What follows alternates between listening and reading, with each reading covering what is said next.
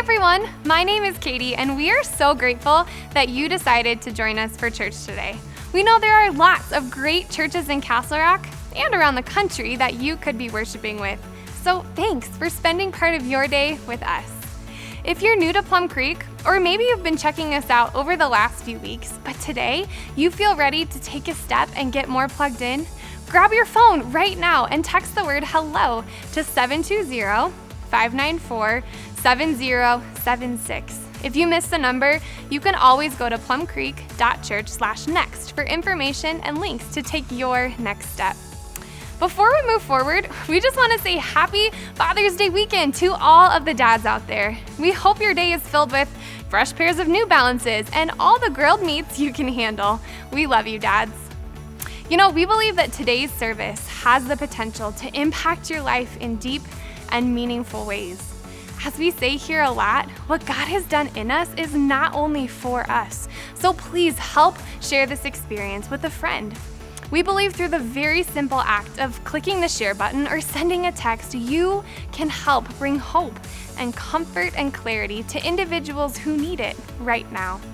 No matter where you are, we believe God has a plan and a purpose for your life, and He wants to speak to you today. Our prayer is that over the next 45 minutes or so, as we sing praises to God and hear a message from His Word, that you would be encouraged and filled with hope. Thanks again for joining us. Let's worship together.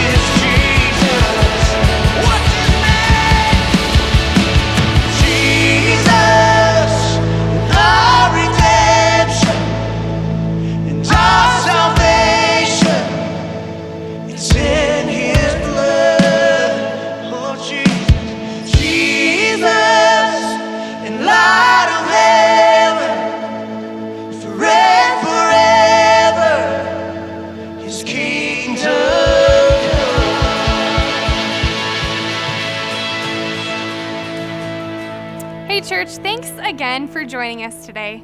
Just a reminder that if you are new to Plum Creek, maybe this is your very first time, or maybe you've been checking us out online for a while, we'd love to figure out how we can better serve you and your family.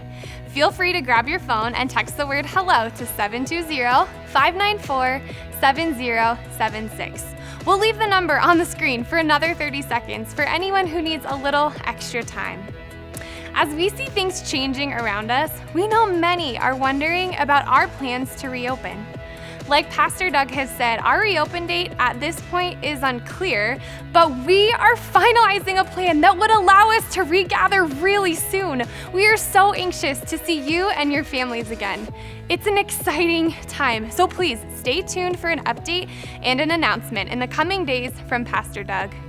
The factors and variables surrounding reopening are a multifaceted and complex challenge.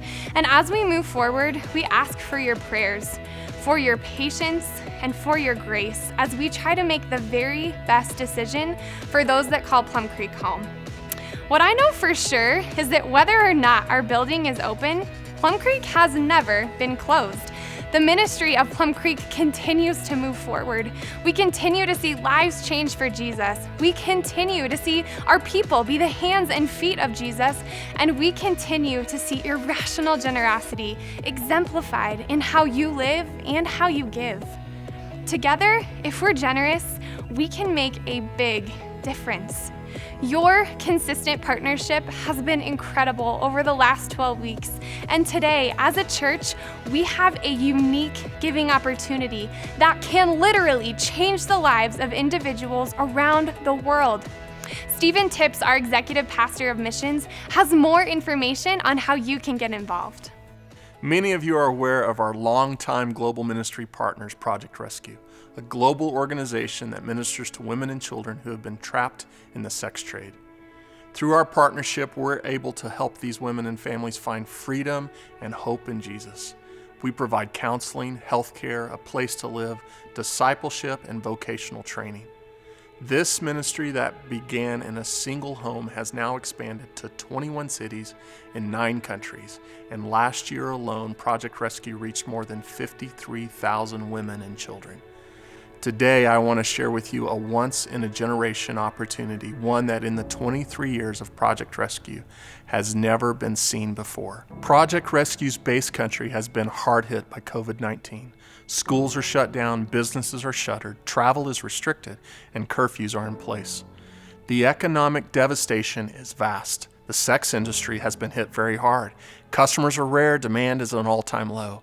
But as a result, traffickers are giving the women permission to leave and take their children with them. As you may know, these women are kept enslaved by physical and financial chains. But in this unique moment, their debt has been temporarily canceled, chains are broken, and they're free to go. These are the most exciting days in the history of Project Rescue. The problem is these women have no resources on which to live and no way to provide for their family. So this week as a church, we're going to help pull captives out of the darkness, but we have to act now. The cost to help a woman and her children start a new life is $1,542. That provides 4 months of living expenses, health care for both mom and her children, and vocational training. Everyone watching right now can be a part of this, and every dollar given will help set captives free. We already have a matching gift for the first $40,000 that is received. So our goal as a church this weekend is to raise at least $80,000 for Project Rescue. $80,000 that will provide a fresh start, a new beginning, a new life for 50 women and their children. Families that we may never meet, but who are desperate for the hope and restoration that only Jesus can provide. If you're ready to be a part of this incredible opportunity, there's a couple of easy ways to do that. Right now in the chat, our hosts are sharing some links, but if you missed them, you can go to plumcreek.church/give, where you'll find all the easy ways to give online, via text, or even our church app. This is a special offering for Project Rescue, so we ask that what you give today would be above and beyond your regular tithes and offering. But to ensure that your gift goes to the Project Rescue initiative, make sure you select Project Rescue in the Fund drop-down menu on our giving page. Again, 100% of your gift will help women and children return to their villages and provide food, clothing, and shelter as they get healthy and learn a trade to ensure their independence. It will literally change their lives and the lives of their families forever. Thank you for being the kind of people who give and live generously. Now let's continue to worship together.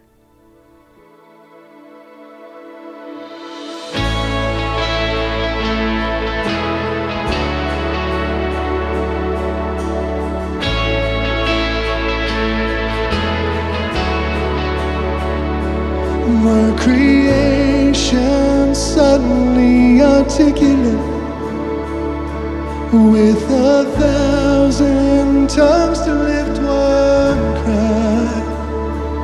Then from north to south and east to west, we'd hear Christ be magnified.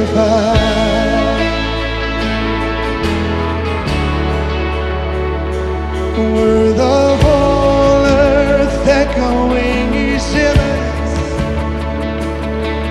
His name would burst from sea and sky. From rivers to the mountain tops, we hear Christ be magnified.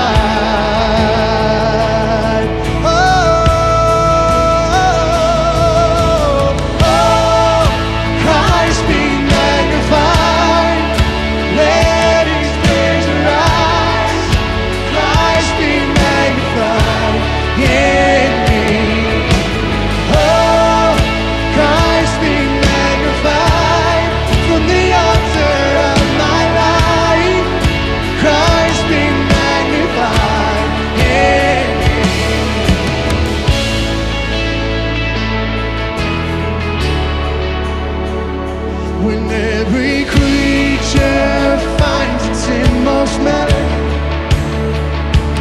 every human heart is made of God.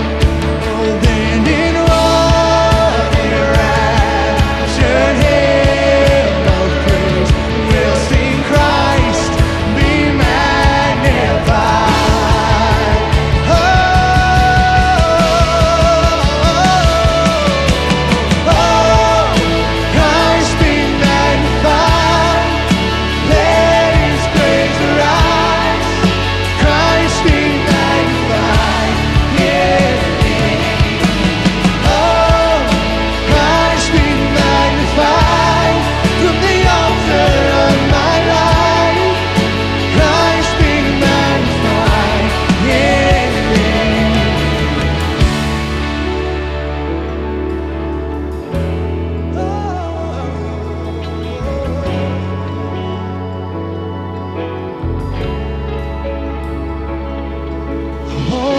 Down to idols, I stand strong and worship you.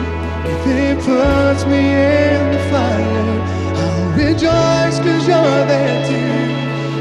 I won't be formed by feelings, hold fast to what is true. The cross brings transformation, I'll be crucified with you.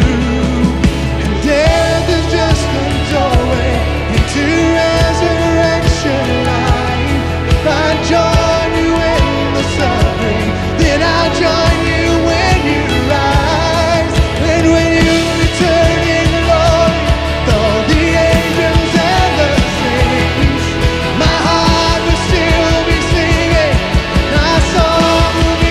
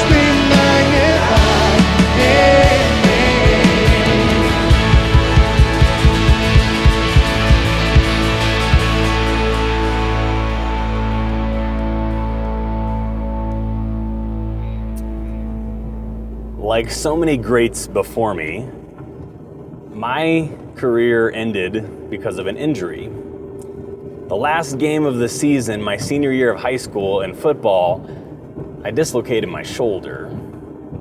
I had done it several times prior to that, but this time it was bad enough that I missed my senior year's basketball season and track season.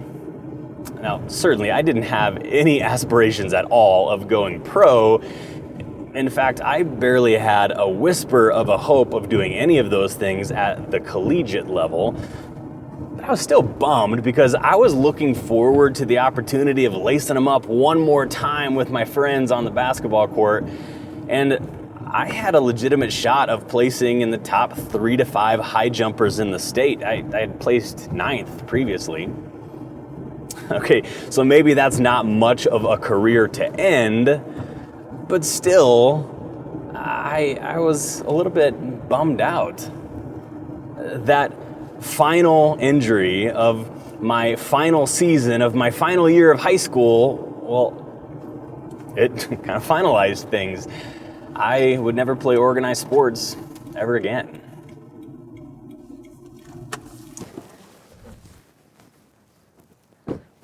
Now, I'm sure you're familiar with the phrase, you don't know what you've got until it's gone.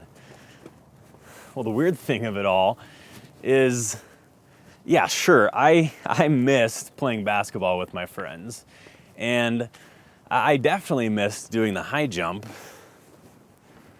but not as much as I thought I would. And the truth is, I was so used to this chaotic rhythm of going to school all day and then playing sports for hours afterwards for practices of football that bled right into basketball, which then turned right into track season, and then right into summer training, where honestly it felt like I hardly ever had a day off. And then of course sprinkle into all of that I was heavily involved with DECA, which is a school marketing club that many of our students still participate in today. And I was the main sound guy for our church every weekend. And I was also in the student worship band on Wednesday nights at youth group, and then AP homework and obligations with family, and wanting at least a little bit of time to hang out with my friends. The truth is, it wasn't until I was forced to stop playing sports that I realized how exhausting it all was. Certainly, at first, I was devastated that I was having to miss out on a couple of my favorite things to do. But honestly, it wasn't very long before I started feeling grateful for my injury.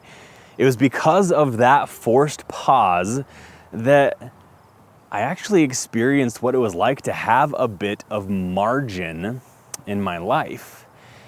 And of course, without margin, this elusive sense of balance that we are all trying to find is completely impossible for us to achieve.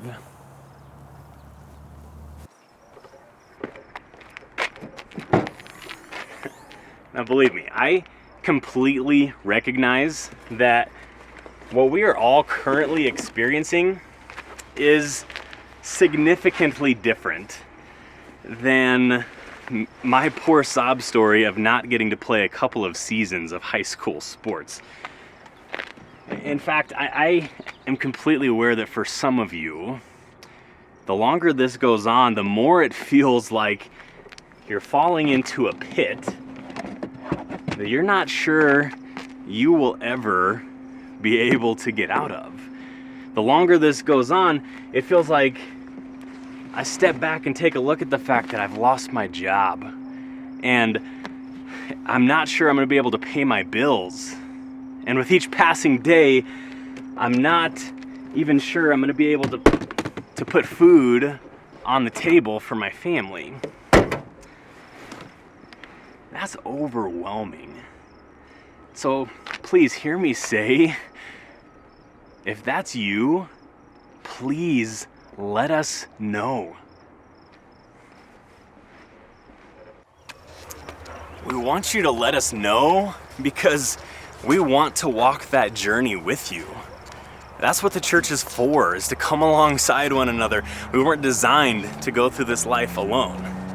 We would encourage you, go on our Facebook page, go on our website to our Love First page, and there you can let us know about a need that you might have, that someone you care about might have, or also you can go on there and choose to meet one of those needs.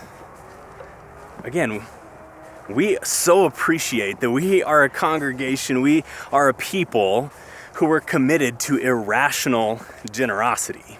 And we appreciate that now, maybe more than ever, a lot of you are showing that.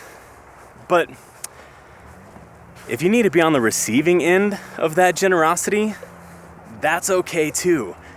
We would love to do what we can.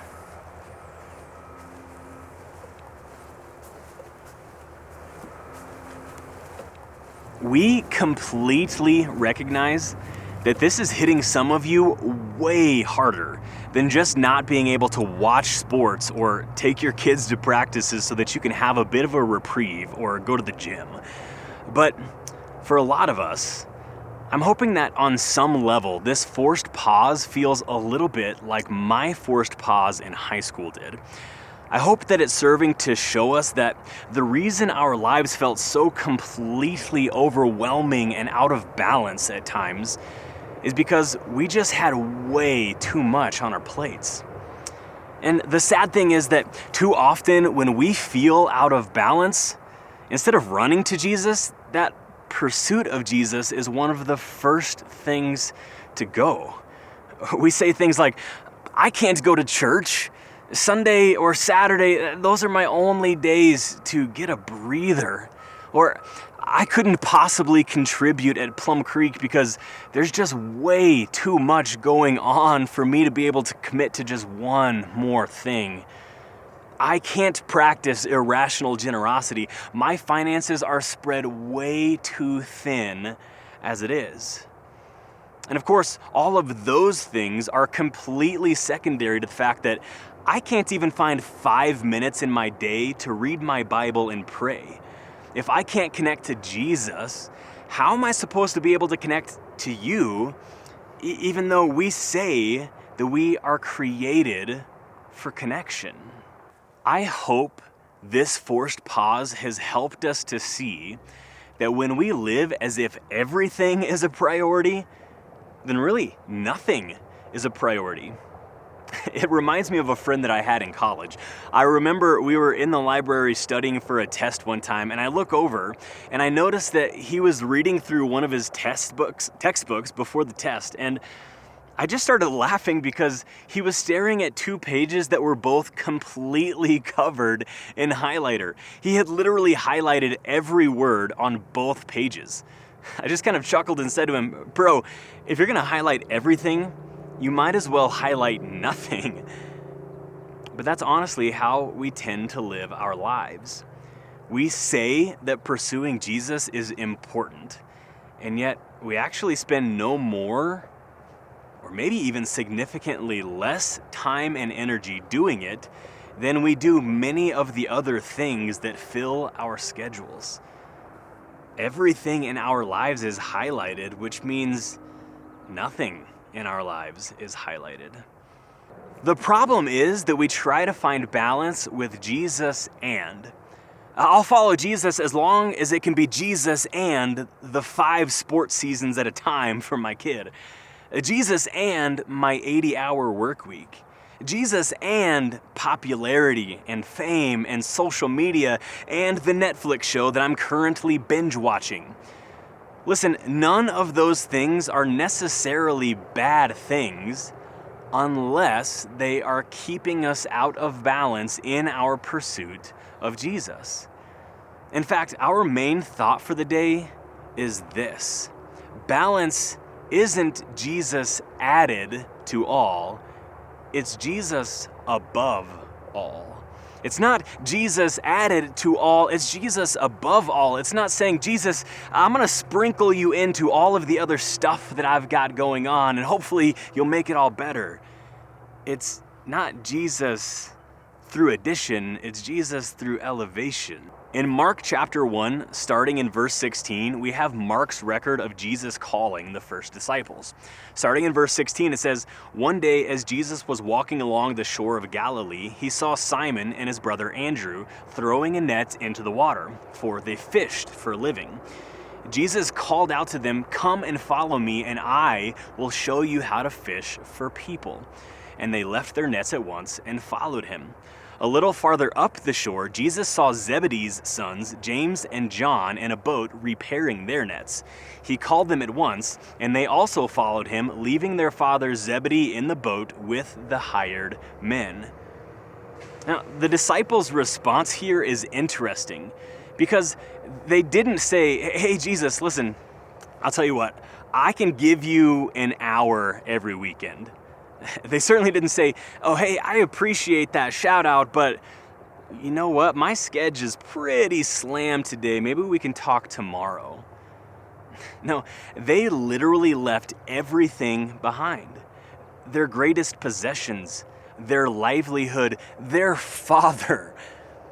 For them, following Jesus wasn't something that they tried to fit into all of the other things that they were already doing. Following Jesus for these men, it was an all or none proposition, and so they left everything behind and followed him. I think way too often the stress and anxiety that we feel, certainly outside of clinical anxiety, I think it has way less to do with our circumstances and the painful events that happen to us, though there are certainly seasons where that is the case. Again, like right now, you couldn't control the pandemic. You couldn't control that you lost your job. You certainly couldn't control that your loved one just passed away and you haven't been able to have a funeral for them. Those things are very real and they are painful. But I think more often than not, that stress, that anxiety is way less about those circumstantial things that happen to us and more about the chaos and lack of balance that we create for ourselves by trying to do too much. By trying to keep up with the Kardashians. I mean, look at all of the stuff that they are doing, all of our people that we follow on social media. I guess if I'm going to be successful and happy, I have to keep up. I've got to at least do that much.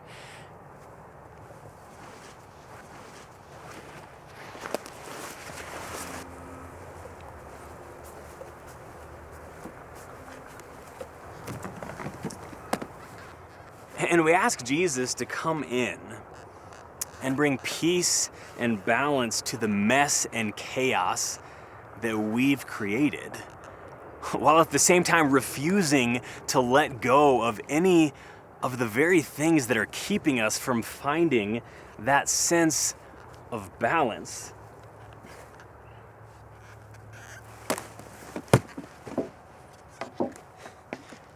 When what Jesus really wants to do is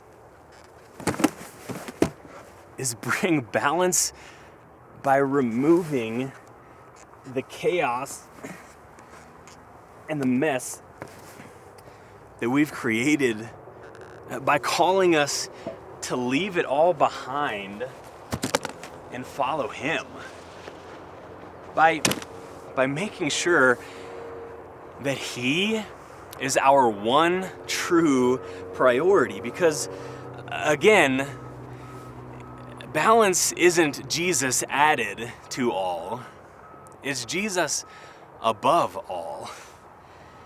And if anything else is keeping us from finding that balance with him, he wants to teach us how to let go of it, at least for a season. Because when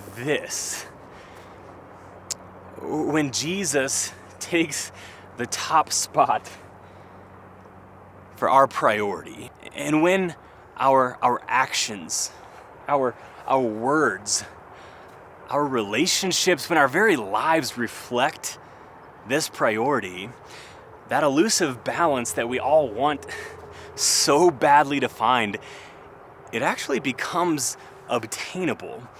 when we aren't trying to find that balance while also holding on to way too much. Yeah. It's shaky at first because it's new. It's a weird feeling. It's something that takes practice.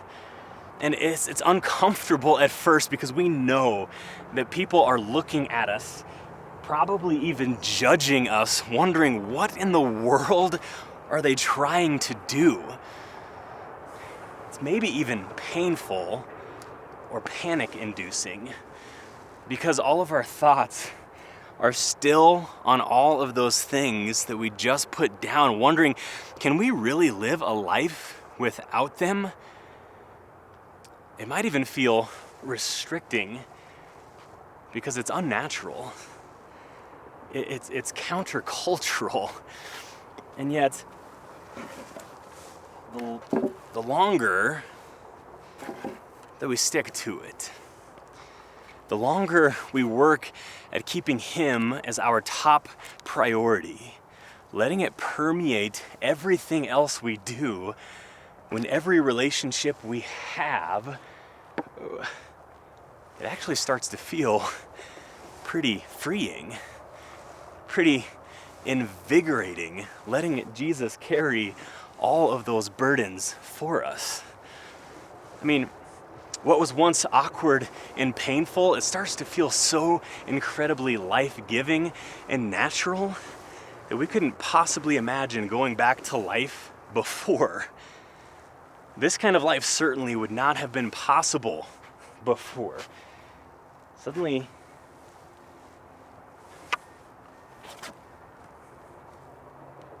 you couldn't do these kinds of things before. But now, we start to feel what this life with Jesus feels like. And now, as we start to find this balance, those things that used to keep us from finding that balance, now those things will be a tool that you can use to further His kingdom rather than your own. Those resources that used to consume our hearts are now resources that we can use to bless others. I mean, after all, Jesus regularly sent His disciples out to do ministry. Once He got them completely balanced, that was His ultimate goal, was to send them out to spread the gospel, utilizing the tools and skills that they had received in Him, but also the tools and skills that they had before in order to build His kingdom. In fact, all those times that Jesus got in a boat with His disciples, where do you think that boat came from? Turns out it was pretty handy to have some experienced fishermen and sailors and their resources at His disposal. But all of that was only possible because they were first willing to walk away from it all in order to follow Jesus. Listen, this is Father's Day weekend. Dads, husbands who don't have kids, single moms who have to fill both roles, single men who need to lead yourself. Let me challenge you to lead the charge in this. Push your families toward balance by pursuing less rather than more. Spend some time as a family making a list of all of the things that were on your collective plate pre-COVID.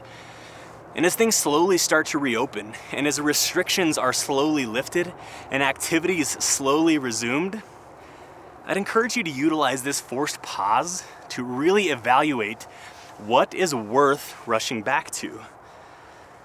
I mean, all of those things that were keeping us out of balance with Jesus, we need to determine which of them are actually resources that if we put them in their proper place, beneath Him as a priority, they would actually be a great resource to be able to build His kingdom rather than our own. And which of them are really just things that were distracting us and consuming our time, energy, and resources as we were trying to build our own kingdoms. Because remember, balance, it's not Jesus added to all, it's Jesus above all.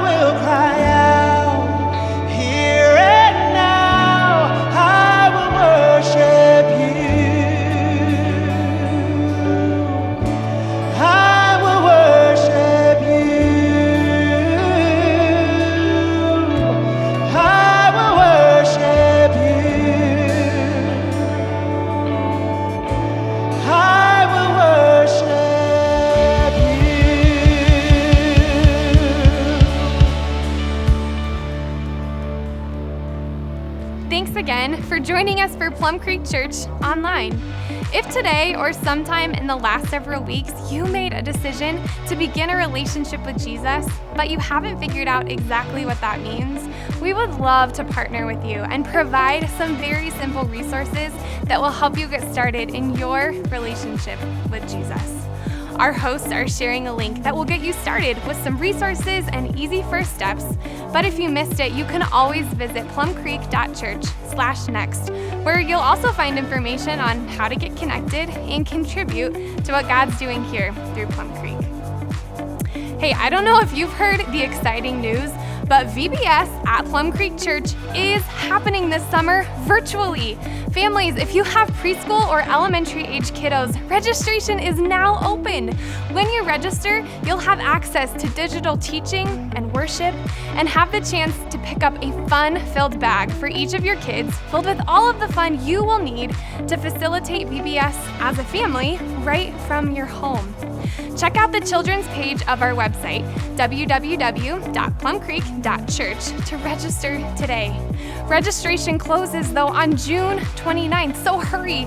We don't want you to miss out on the amazing things God has in store for your home this summer. Thanks again, church, for joining us today. We love you, we're praying for you, and we will see you soon.